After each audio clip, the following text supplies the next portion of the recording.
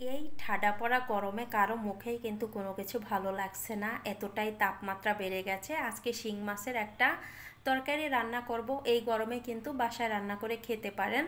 নমস্কার, সবাইকে স্বাগত জানাচ্ছি নতুন আরও একটি রেসিপি দেখার জন্য। আজকের রেসিপি হচ্ছে শিং মাছ দিয়ে আলু পটলের তরকারি। প্রথমে আলু কেটে নিয়েছি, সঙ্গে পটলও কেটে নিয়েছি। আপনারা চাইলে পটলের খোসাটা ফেলে দিতে পারেন, আমি উপরের যে সবুজ অংশটা থাকে সেটা আমি ফেলে দিয়েছি মাত্র। তারপরে এখানে নিয়েছি শিং মাছ। শিং মাছে এবার দিয়ে দিলাম লবণ আর হলুদ। লবণ আর হলুদ আমি এবার মাছের সাথে ভালোভাবে মিশিয়ে নিব। তবে শিং মাছের পরিবর্তে এখানে কিন্তু অন্য মাছটাও আপনারা ইউজ করতে পারেন। চুলায় চলে যাব রান্না করার জন্য। কড়াইতে দিয়ে দিলাম রান্নার রেগুলার তেল। তেলটা গরম হয়ে গেছে, এখনে আমি এখানে দিয়ে দিব লবণ হলুদ মাখানো শিং মাছগুলো আমি কড়ার মধ্যে দিয়েছি। এবার একটু সমান করে দিচ্ছি মাছগুলো দিয়ে আমি 3 থেকে 4 মিনিট ভাজি করে নিব। 3-4 মিনিট হয়ে গেছে, এই দেখেন মাছগুলোও ভাজি হয়ে গেছে।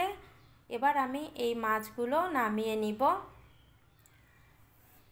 মাছগুলো আমার নামানো হয়ে গেছে। এই তেলের মধ্যেই দিয়ে দিলাম কেটে ধুয়ে রাখা আলু আর পটল। আলু পটল দিয়ে একটু তেলের সঙ্গে কষিয়ে নিব মিনিট খানিকের মতো। এরপরে আমি এখানে দিয়ে দিব লবণ আর হলুদ। এই তো লবণটা দেয়া হয়ে গেছে, এবার হলুদও দিয়ে দিলাম।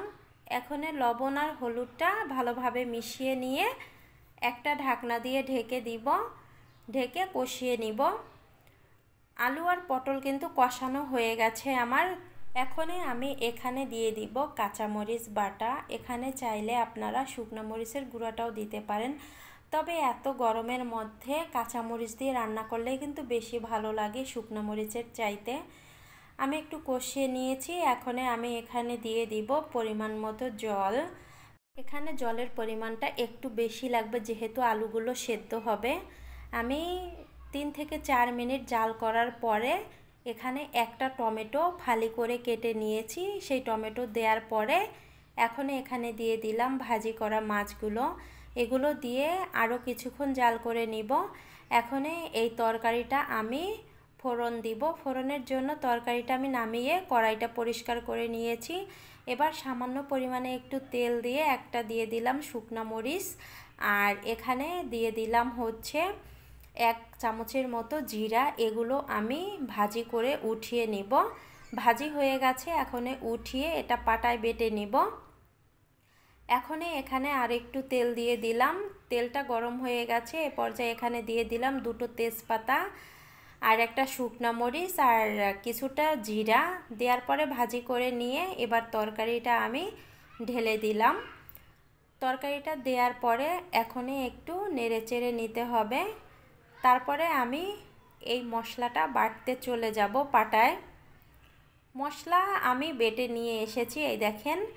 আর এই যে কম মশলার তরকারি খেতে কিন্তু অনেক মজার হয়, শুধুমাত্র একটু জিরা বাটা দিয়ে অনেক অনেক মজা এই তরকারিটা। আপনারা বাসায় একবার হলো এভাবে ট্রাই করে দেখবেন। এই তো আমি মশলাটা মিশিয়ে নিয়েছি, তরকারিটা রান্না হয়ে গেছে। চুলা থেকে নামিয়ে নিব। চুলা থেকে আমি তরকারিটা নামিয়ে নিয়েছি। আজকের ভিডিওটা এখানে এন্ড করলাম। সবাই ভালো থাকবেন।